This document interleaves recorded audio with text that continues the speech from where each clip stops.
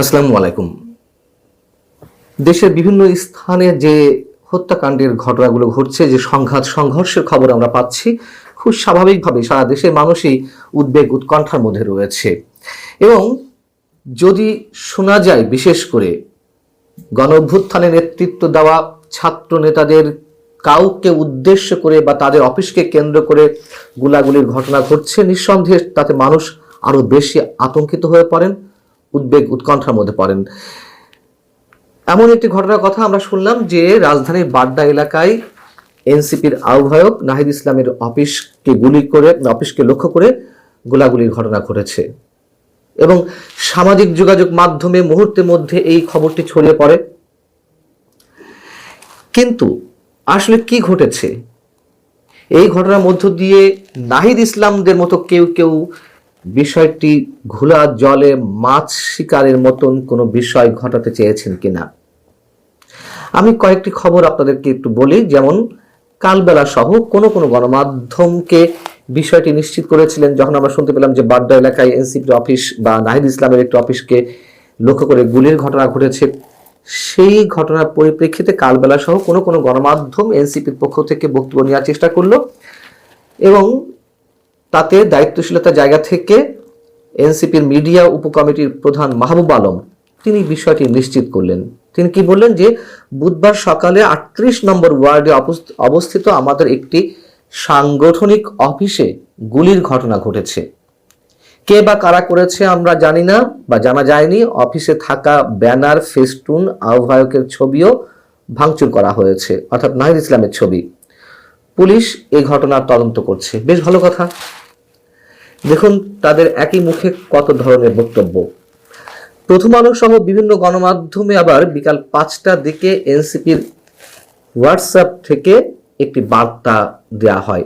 সেখানে কি উল্লেখ করা হয়? সেখানে বলা হয় যে বাড্ডায় ৩৮ নম্বর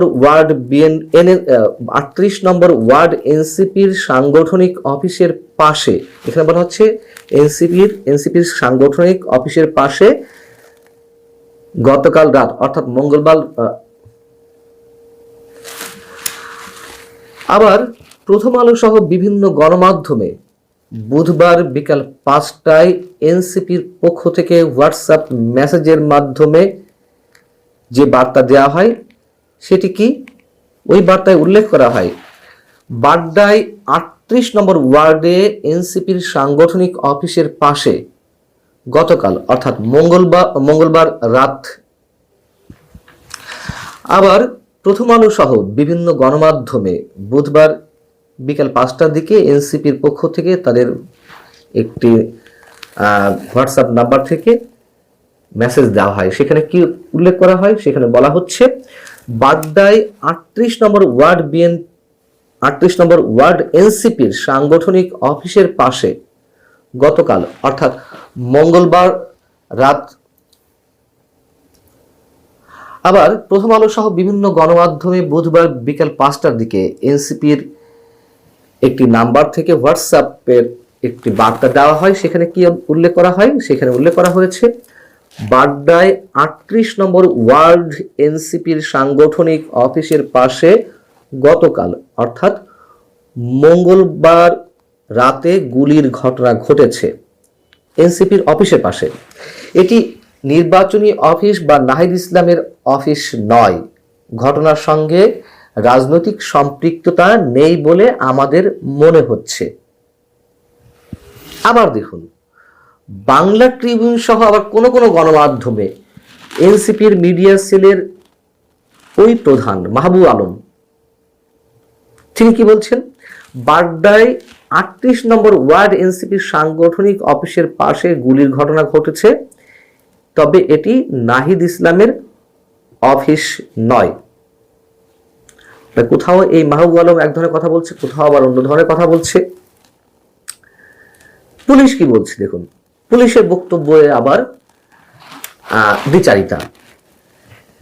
পুলিশের বাড্ডা অঞ্চলের সহকারী কমিশনার মোহাম্মদ আসাদুজ্জামান গণমাধ্যমকে বলছেন গতকাল মঙ্গলবার রাতে উত্তর বাড্ডায় একটি আবাসন কোম্পানির কার্যালয়কে লক্ষ্যবস্তু বানিয়ে 2টি গুলিবর্ষণের ঘটনা ঘটেছে। যেখানে গুলির ঘটনা ঘটেছে সেখানে গত নভেম্বর পর্যন্ত এনসিপির একটি কার্যালয় ছিল, তবে নভেম্বরে এনসিপির ওই কার্যালয়টি স্থানান্তর করে আফতাবনগর এলাকায় নেওয়া হয়। পুলিশের বক্তব্য যদি সত্য হয় তাহলে এনসিপি যে কয়েক দফায় বক্তব্য দিল, একবার বলছে যে নাহিদ ইসলামের অফিসকে উদ্দেশ্য করে গুলি করা হয়েছে, আরেকবার বলছে নাহিদ ইসলামের অফিসের পাশে বা এনসিপির অফিসের পাশে অন্য একটি অফিসকে কেন্দ্র করে গোলাগুলির ঘটনা ঘটেছে। আবার পুলিশ বলছে যে ওই এলাকায় এনসিপির অফিস ছিল কোন সময় পর্যন্ত? নভেম্বর পর্যন্ত। এরপরে ওই এলাকায় এনসিপির কোনো অফিস নেই। পুলিশের উপকমিশনার বাড্ডা অঞ্চলের জনাব আসাদুজ্জামান এই দাবি করছেন। আবার ওই একই জনের বা বাড্ডা থানার ওসি কাজী মোহাম্মদ নাসরুল আমিন তিনি কি বলছেন? তিনি বলছেন যে রাজধানীর বাড্ডা এলাকায় এক ব্যবসায় প্রতিষ্ঠানের চাঁদা না পেয়ে গুলির ঘটনা ঘটেছে, তবে ওই প্রতিষ্ঠানটি জাতীয় নাগরিক পার্টির আহ্বায়ক নাহিদ ইসলামের নির্বাচনী অফিসের পাশেই। জনাব আসাদুজ্জামান বললেন যে ওই অঞ্চলে এই মুহূর্তে এনসিপির কোনো অফিস নেই, আর ওসি বলছেন নাহিদ ইসলামের নির্বাচনী অফিসের পাশেই। প্রশ্ন হচ্ছে এনসিপির মধ্য থেকে একই ব্যক্তির মুখ থেকে আলাদা আলাদা বক্তব্য কেন? আবার পুলিশের ঊর্ধ্বতন কর্মকর্তাদের বক্তব্যেও কেন আলাদা আলাদা মেসেজ? যদি প্রশ্ন করি, মোটামুটি এটুকু আমরা বুঝতে পেরেছি যে গুলির ঘটনাটি অন্তত নাহিদ ইসলামের অফিসকে কেন্দ্র করে ঘটেনি। ওই এলাকায় নাহিদ ইসলামের কিংবা এনসিপির অফিস থাকুক আর না থাকুক, ঘটনা ঘটেছে অন্য একটি বিষয়কে কেন্দ্র করে, যে ওই এলাকায় আরেকটি অফিসে চাঁদাবাজির ঘটনা ঘটেছিল। চাঁদা না দেওয়ায় সন্ত্রাসী বা দুর্বৃত্তরা গুলি করেছে, ভাঙচুর করেছে। কিন্তু প্রশ্ন হচ্ছে যে এই বিষয়টি নিয়ে এরকম জল ঘোলা করা কেন হলো? কেন স্ট্রেট আমরা একই ধরনের বক্তব্য পেলাম না? এটি নিয়ে কি এনসিপি কোনো ধরনের রাজনীতি করতে চেয়েছিল? নিজেদেরকে এমনভাবে উপস্থাপনের চেষ্টা করার একটা পায়তারা ছিল যে মানুষের সহানুভূতি পায়? অথবা নাহিদ ইসলামের অফিসে গুলি করা হয়েছে এটা প্রথমেও তারা লুফে নিচ্ছিল, ঘটনা মিথ্যা হলেও, যাতে এক ধরনের প্রতিক্রিয়া সৃষ্টি হয়, যাতে এক ধরনের অস্থিরতা সৃষ্টি হয়?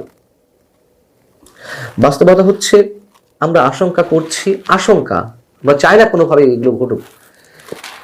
শরীফ ওসমান হাদি যেমন হত্যাকাণ্ডের শিকার হলেন, অনেকে বলছেন তিনি ক্রস ফায়ারের শিকার, তিনি রাজনীতির শিকার। বিশেষ বিশেষ কোনো শক্তি এর থেকে ফায়দা লুটার চেষ্টা করছে। সামনে এ ধরনের অনেক ঘটনা ঘটতে পারে, মানুষের মধ্যে এ ধরনের আশঙ্কা গেড়ে বসেছে। অতএব আগামী 1 মাস আমাদের জন্য খুবই উদ্বেগের, নিঃসন্দেহে। শুধু উদ্বেগ নয়, এই বাংলাদেশ কোন দিকে যাচ্ছে তারও নিশ্চয়ই একটা ফয়সালা হবে, সেটি নেতিবাচক হোক কিংবা ইতিবাচক হোক, যেভাবেই হোক। ভালো থাকুন সবাই। আল্লাহ হাফেজ।